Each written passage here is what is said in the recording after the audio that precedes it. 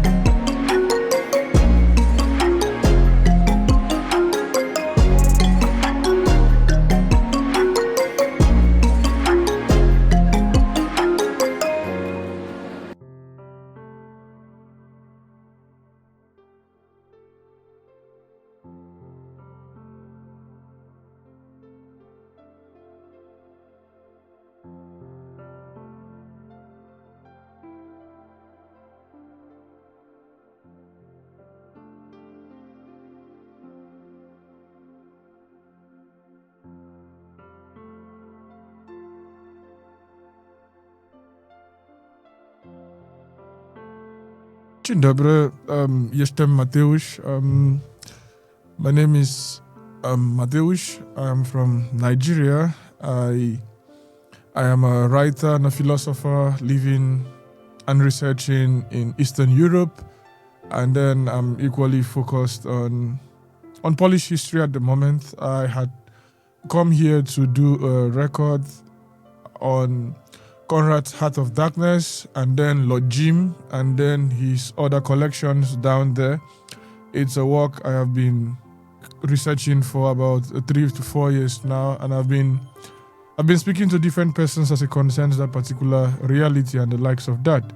And now we hope to do something else. We hope to do something different. We hope to talk about someone that is so interesting to me, someone that is so charismatic on many fronts, someone many persons would, one way or the other, come to appreciate his work and his sense of being and the generality of his work and the likes of that. And I am talking about no any other person than Pan Tadeusz. And Pan Tadeusz born out of Adam Mickiewicz work and the likes of that. And why is that important? It is important for a whole lot of reasons, and we will get to see that in a bit.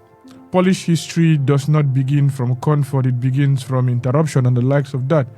When Adam Mickiewicz wrote Pan Tadeusz in exile in the early 1930s, Poland did not exist as a sovereign political entity. The partitions had dismantled the state, suppressed its institutions, and rendered political continuity impossible. What remained was a people whose collective memory was no longer reinforced by public authority. In such conditions, literature ceased to be merely expressive. It became preservative, and that is what he set out down there to do.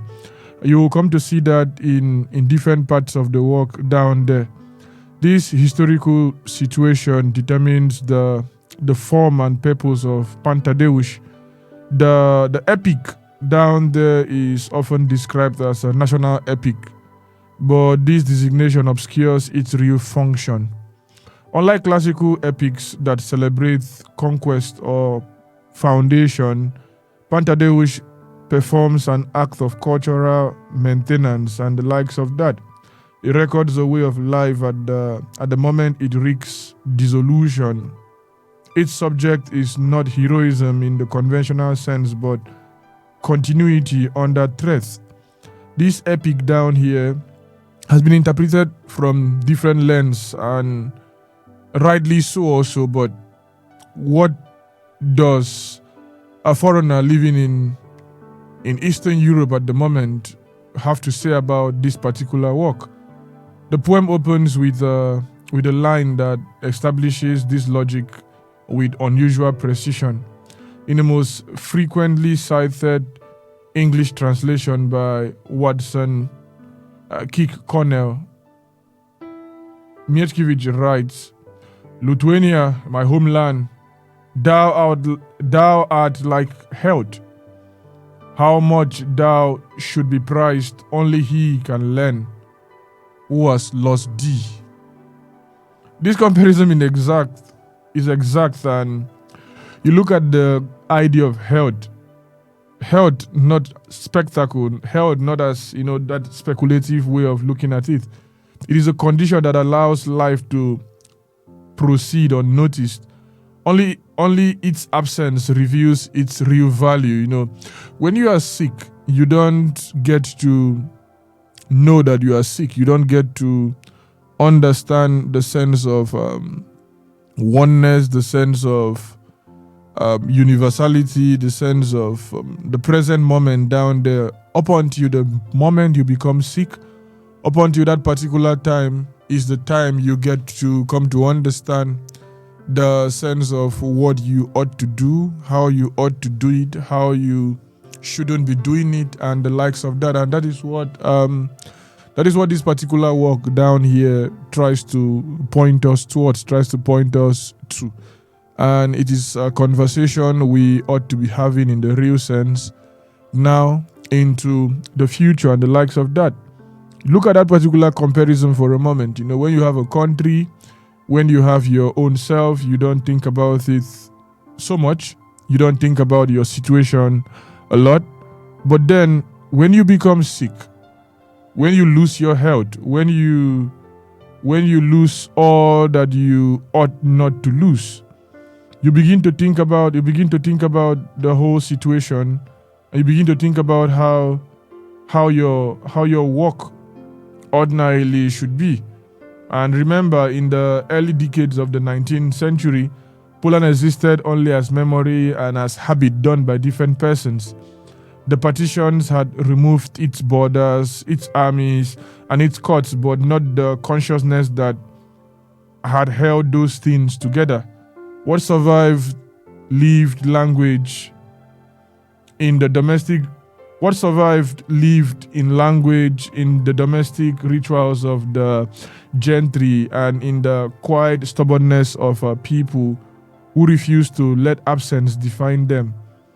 It was in this atmosphere, neither peace nor war, neither nation nor pure exile, that Adam Mickiewicz began the work that would become Podaje, and it is something we ought to be very, very appreciative of the resistance and the resilience such a writer put out there. The opening lines of the poem do not introduce a hero or a conflict. They began with a wound, and by addressing Lithuania as a fatherland lost and remembered, Mickiewicz signals that the narrative can unfold only through recollection and the likes of that. The land is described beyond the idea of geography, and it is looked at as health and something recognized only when gone, something that should worry a whole lot of persons. It is the clearest expression of the political condition of his time. A country erased from the map required a language capable of restoring its outline in consciousness, and that is what happens down here. The poem's invocation is therefore a form of testimony, a precise account of what remains intact when institutions get to collapse. This first movement establishes a pattern that carries through the entire epic. Mickiewicz does not romanticize loss. He documents the texture of a world held together by memory. The fields, the meadows, the beach line parts. These are not decorative details, but evidence. They confirm that a lived world existed and it possessed a specific order, and that it continues to exert moral authority even in displacement. This is why the opening lines linger over landscape before turning to people. The land endures longer than those who are forced to leave it, and its description grounds the reader in a stability the political world could no longer offer. The narrator's voice down here is careful and unhurried. There is no indulgence in sentimentality, only the clarity that comes from distance. This restraint, I want to believe, is very, very deliberate. A nation that has been partitioned requires its chronicler to speak without exaggeration. The authority of the poem comes from this composure, and Adam recognizes that his task is not to reconstruct the past in detail, but to preserve its moral outline. By doing so, he creates a standard by which the present may be judged. And that is what one should be willing to look out. One should be willing to look out down there, and one ought to recognize this particular stuff and give him his flowers and the likes of that. And it is a very, very disturbing picture to even want to think about, to even want to get to look at, and to get to see how things turned out and how things ended up, and why it is important that we start from where we are starting from, and we move on from that particular place. And if Pantadeusz has endured, it is not because it flatters Polish feeling, but because it gives memory a form capable of bearing historical weight. He does not treat remembrance as emotion, he treats it as structure. The poem is built on the assumption that memory, when disciplined, can perform the work normally reserved for institutions. In a period when courts, parliaments, and armies had been removed or absorbed by foreign powers, this was not a literary indulgence but a cultural necessity. And it calls to mind also how we, as a people going forward, try to document even when we don't have the resilience or the strength to want to do so now into the future. And what distinguishes Pantadeusz from many romantic works of the period is its refusal to dissolve into abstraction and the likes of that. The author anchors memory in procedure, in meals, in disputes, in horns, in ethics, in inheritance, in prayer, and the likes of that. These are not details added for color. They are the operating units of a society. By restoring them to narrative order, the poem reconstructs a functioning moral world, and the reader is not asked to admire Poland, but to recognize how it once organized itself. This is an important distinction. Admiration flatters, recognition instructs, and Adam chooses the right stuff. He chooses the real idea to recognize, to call out things how they ought to be. The choice to focus on the gentry has also often been criticized, particularly by later democratic and socialist interpreters. Yet this choice reflects historical accuracy rather than ideological blindness. In the late 18th and early 19th centuries, it was a whole lot of other stuffs down there that got to carry the idea of memory, customary law, and political vocabulary. But when our author down here gets to do this, he presents them as custodians, often flawed, frequently quarrelsome, but nonetheless central to the transmission of continuity. Their disputes, as a dispute of the characters in this particular work, mirrors national fragmentation. Their reconciliations tend to also gesture towards the possibility of repair. Here the poem captures what matters, and that is what we ought to be looking at, and that is what we ought to be getting to look at down here.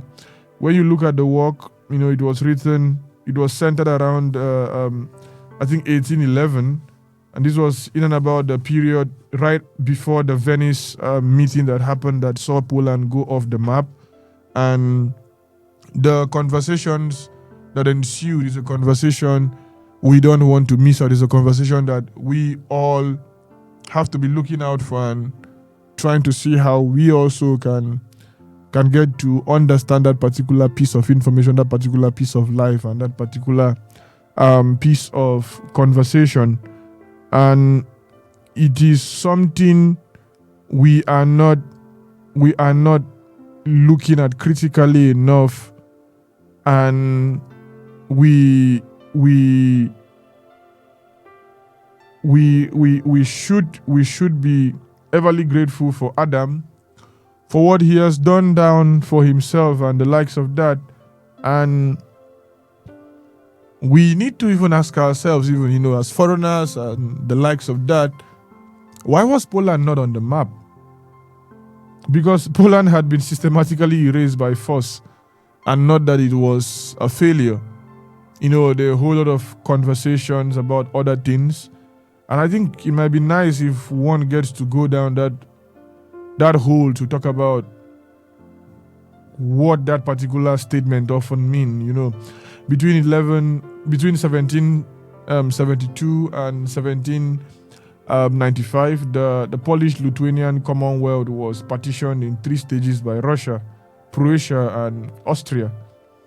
Its more powerful neighbors also were the ones that did this particular stuff, Russia, Croatia, Austria, and the likes of that. Each partition removed territory. The final one removed the state itself. There was no Polish army left, no parliament, no sovereign authority. What had been one of Europe's largest political entities simply ceased to exist in the law. This disappearance was not the result of cultural collapse. It was the consequence of geopolitical predation combined with internal paralysis. The Commonwealth's political system, especially the liberum veto, which allowed any noble to block legislation, made reform nearly impossible at the very moment when centralized states were consolidating power across Europe. Poland was weakened from within and then dismembered from without. After 1795, Poland survived only as memory, language, and custom. Its elites were absorbed, exiled, or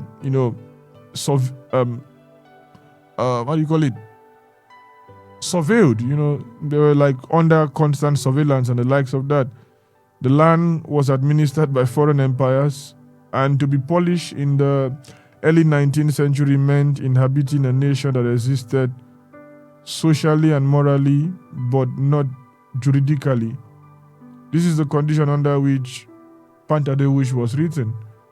The English translation of Pan Tadeusz has also been contested.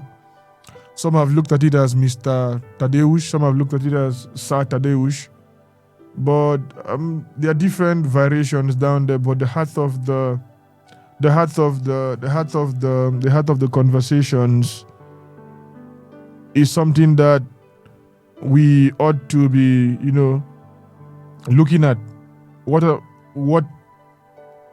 matters is how we tend to interpret the whole situation down there and the likes of that, and the whole conversations about what a people's life ought to be is something we are eternally to look at Pan Tadeusz from and tell ourselves, we also as a people can look at the situation. There was a time you had health, there was a time you had all the good stuff you had down there, and then also there was a time you in and about lost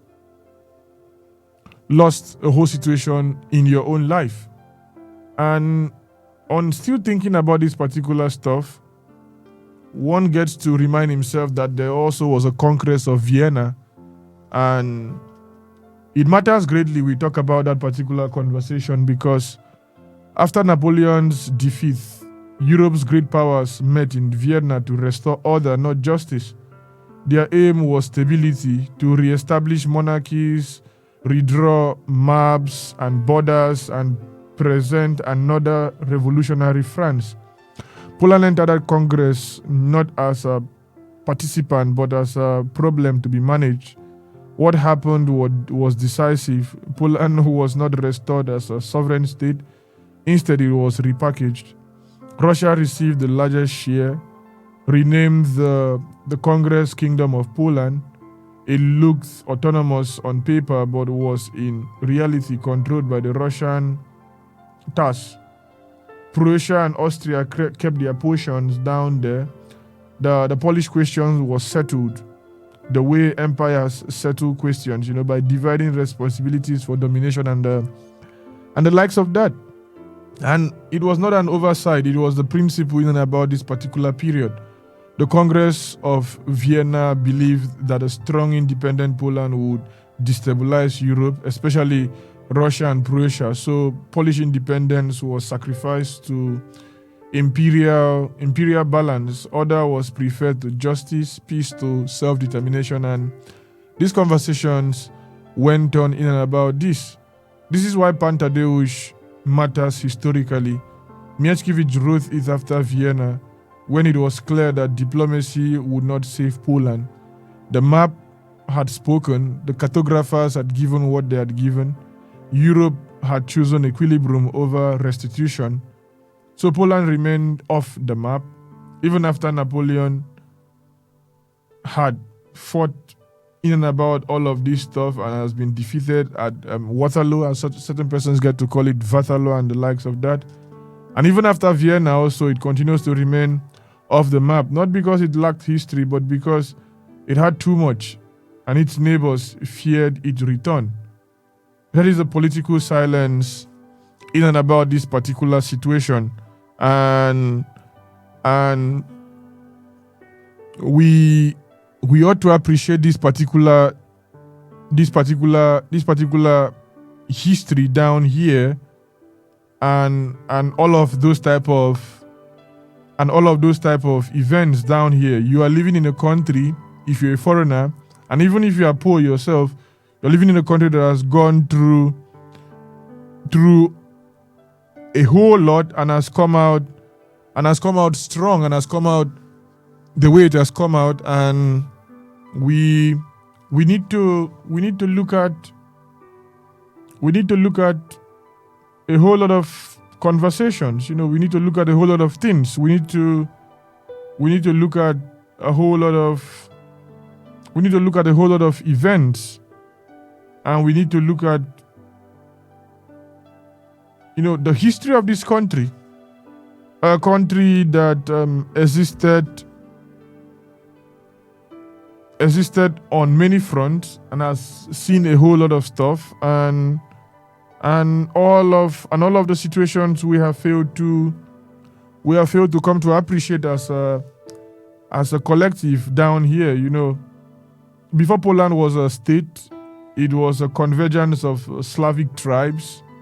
There was Polania, there were the Mazovians, and Silesians were on the other side. They get to settle along rivers and forests. And power was very, very local, kin-based, and territorial.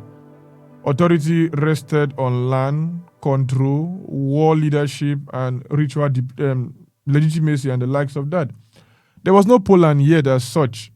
Only habitable continuity, people who stayed, who farmed, who fought, and remembered. And what matters is this: Poland did not emerge from an empire, it emerged from settlements and the likes of that. And then you get to look at the Piat foundation. This is the era around the 10th to the 14th centuries. The political beginnings arrived with a whole lot of situations down there. Mieszko the first in the 10th century, and his decision to adopt Christianity in about 966 was no spiritual romance at all. It was strategic realism. Baptism integrated the emerging Polish polity into Latin Europe and protected it from forced conversion by German expansion and the likes of that. Poland entered European history as a recognized entity. There was law, literacy came, and then diplomacy equally followed. The Piast dynasty consolidated territory and authority. This was state building in a hard medieval sense, borders through force, legitimacy through religion, and continuity through a sense of dynasty. But then the whole lot of other stuffs get to happen, and then there were later Piasts that came down that particular place. Then Poland got to function as a kingdom. It was not a crusading empire. That should also be clearly stated out there. And it's a country also that stayed away from the politics of colonialism and the likes of that. And we'll talk about this much more later. It defended its border, absorbed influences, and negotiated power with neighbors. Fragmentation came later, but even then, Poland remained culturally intact. And then there was the 14th to the 16th century, the marriage alliance with Lithuania in 1386, and he created a new political organism. And it was not annexation in the real sense, it was federation. The resulting Polish-Lithuanian state expanded eastward and became one of Europe's largest entities. This period matters because it introduced a habit that would later define Poland. Power through agreement, diversity managed through law, authority constrained by custom and the likes of that. And then it continued down that particular way. But then before everything else, before Vienna, before partitions, before Adam Mickiewicz and the likes of that, Poland's history shows a recurring structure. It forms and the different ways it gets to come together, and how the country ended up. So in this little time, we've been able to look at different things, and we've been able to look at the different ways in which the work ought to be looked at, in which the work ought to be appreciated and talked about on many fronts. And it is a very, very wonderful thing that one gets to look at this particular work from this particular standpoint. And in these 15-20 minutes down here or so, one has been trying to draw your attention to something very, very important down here. That the backdrop from which Adam wrote this particular work is indeed a very, very important place to get to look at this particular stuff. If you are the one, what will you do? What will you do? What will you do? What will you do in and about this particular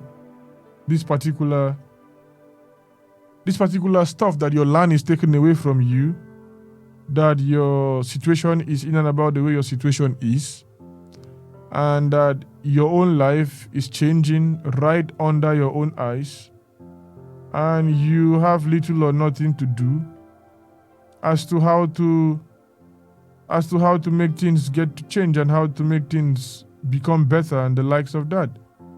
It is this particular situation that we are called in to look at, and we are called to appreciate the sense in which this particular work is given down here to us and is presented to us for our kind listening and for our own understanding and for our own appreciation. And look at the country, look at the people, look at all what they have become in the period they have come to become what they have become, and ask yourself, what can you do and what can you learn from these people's life? What can you learn from their situation, and what needs to be learned and what has not been learned, and how can you How can you go about that? And when do you tell yourself as a person that, you know what, I think there are situations that are beyond me, and these situations are situations, I ought to, either resign myself to one form of fate or the other, and give myself the chance to get to move on, the chance to get to change, the chance to get to grow, the chance to get to do all the things I ought to do, and how I ought to do them, and I need to do them well also. And that is the takeaway message if one wants to look at this particular conversation down here. If one wants to look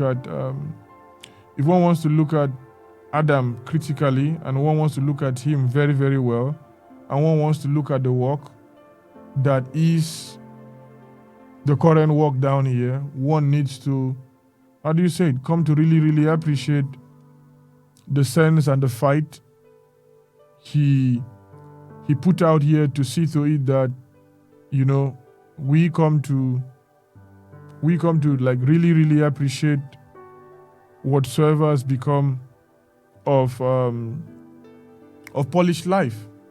And so that is why we are giving this as a first recommendation down here, to see that we come to, dive deep slowly.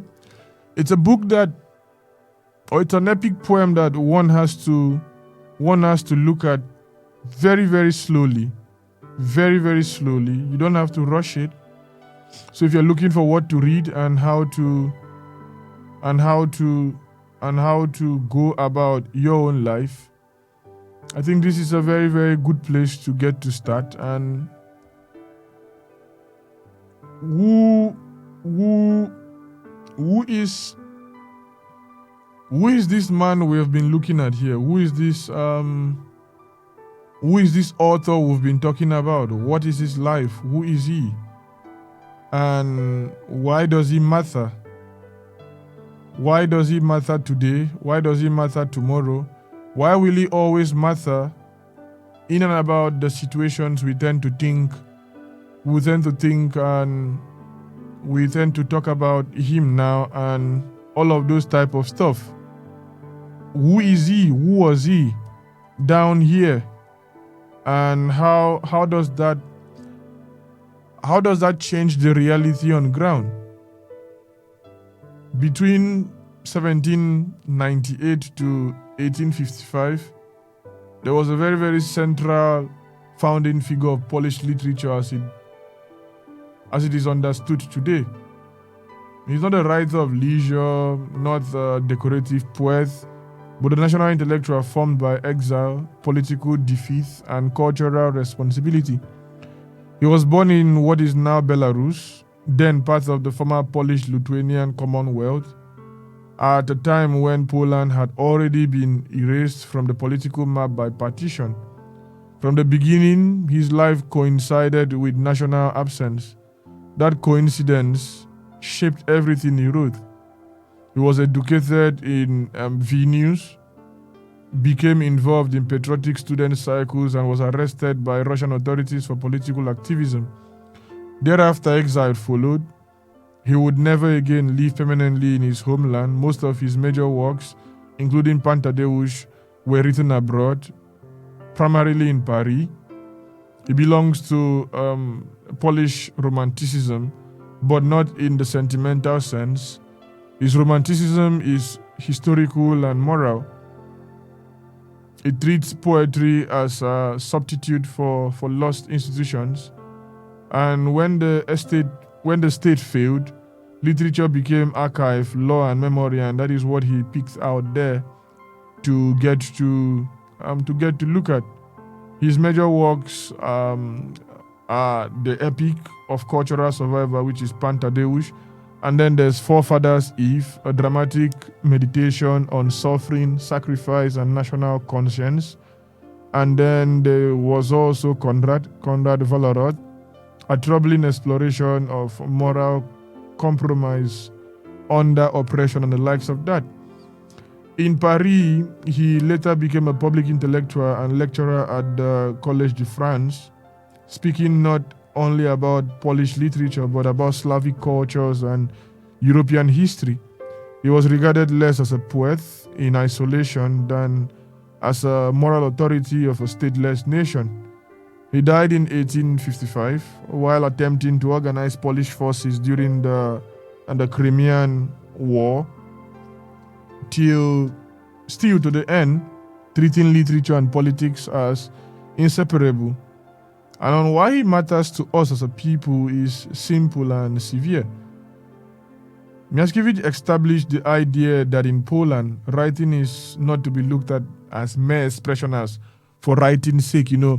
One who comes very, very close is Dorota Masłowska, and her insistence on the precision of words and how words ought to be looked at. In about the same sense, someone like Olga Drenda, and Olga Drenda will get to look at the idea of what used to be here in our houses during the Soviet era and the period of Soviet occupation in the last century and the furniture people had.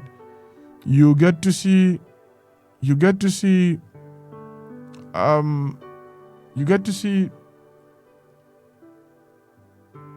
Pan Tadeusz talk about these particular conversations in his own sense. You get to see Adam express himself so well that you cannot help but come to like Poland, but you cannot help but come to like the country. And that is the home message down here. You cannot help but come to like the people. You cannot help but come to like the place you find yourself. So as you travel, as you move on, as you go about your daily life, as you live in this land and try to get its oil and try to get everything you want to get down there, you should be looking at a whole lot of stuff. You should be looking at a whole lot of conversation down there. Pan Tadeusz is what we've been looking at. The last foray in Lithuania. That is another title it's been called. And it is in and about these particular conversations that one ought to live one's own life. And if we were to do like a reading, a proper reading, and you get to look at how book one opens, there was the farm, the return of the young master, a first meeting in a little room, a second at table, the judge's weighty lecture on courtesy, the chamberlain's political observations on fashions, beginning of the quarrel about bobtail and the falcon, lamentations of Seneschal, the Lascott Apparito, glance at the political condition of Lithuania and Europe at this time. And it opens, and I think that is what we'll read, and I think that was what we'll be closing down here with. O Lithuania, my country, thou art like good health. I never knew till now how precious, till I lost thee. Now I see the beauty whole, because I yearn for thee.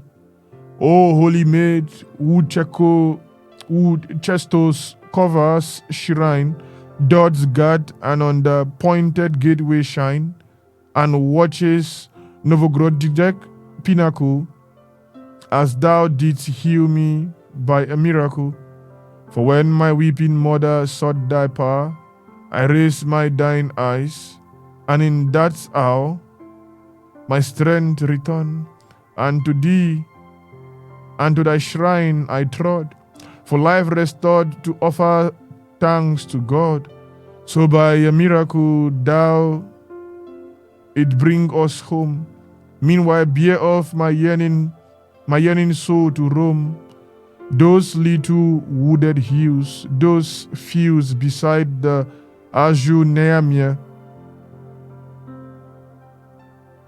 spreading green and wild, the vari-painted cornfield like a quill, the silver of the rye, the wheat fields gilt, where amber trefold, buckwheat white as snow, and clover with her maiden blushes grow, and all is girded with a grassy band of green, whereon the silent pear trees stand.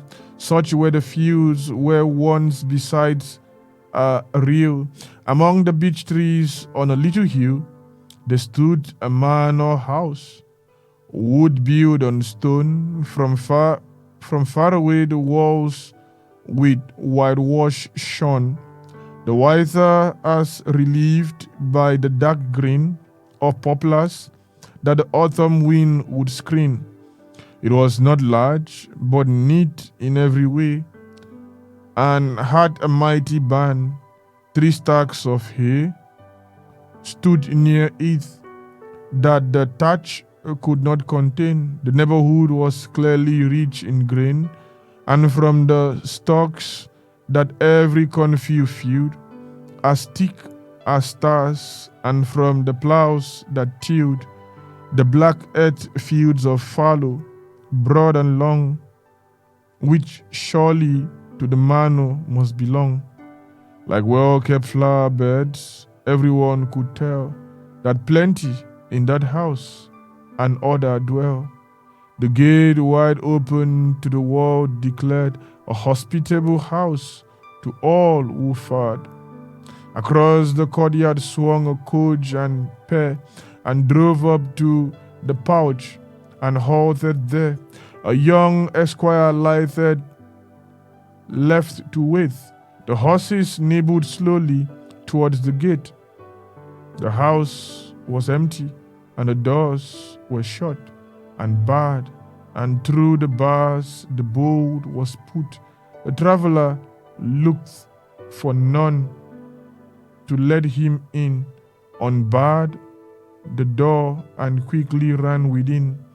Since he had seen the house, long years had passed, and now, his schooling over, he returned at last. The ancient walls he hastened to behold, as tenderly as they were friends of old. The hangings and the furniture that day were just as when a child he used to play, but smaller and less beautiful without. And the same portraits hung upon the wall. There is a Krokovian coat, a Koshkush stance, eyes raised to heaven, a sword in his 2 hands. Thus at the altar steps he pledged his word to drive the powers from Poland with that sword, or fall on it. Beyond him, Polish dress sits red-touch, morning's liberty suppressed, holding against his heart a pointed knife, the fiado lying near the Kato's life. Next, young Yashinsky, melancholy, fair, and Koshak's his true friend, inseparable pair, stand on the wall of Praga, laying low. The Muscovich wildfires about them glow. There too, beside the alcove, in its place, he saw the chiming clock in wooden case. With childish joy, the young man pulled the string to hear Dabrowski's old mazurka ring. In and about this are the magic. In and about this are the magic that goes on in the first part called the farm. It continues, and in and about, depending on the translation you are reading, you come to the particular end and you get to see how he ends it. He sends off messengers, but never said to whom. And off by night he visited the manor houses, and in whispers talked. And round the neighboring villages he walked, and in the taverns with the country folk of foreign happenings he always spoke. So now the Bernardine had sought the sleeping judge with news that he had brought. conversations down here cannot be overemphasized. It is what it is. It's a joy. It's a joy that the situation at the hand is the way it is, and that things can get better when things need to get better. And until that, I am Obinna Emeka. See you next time.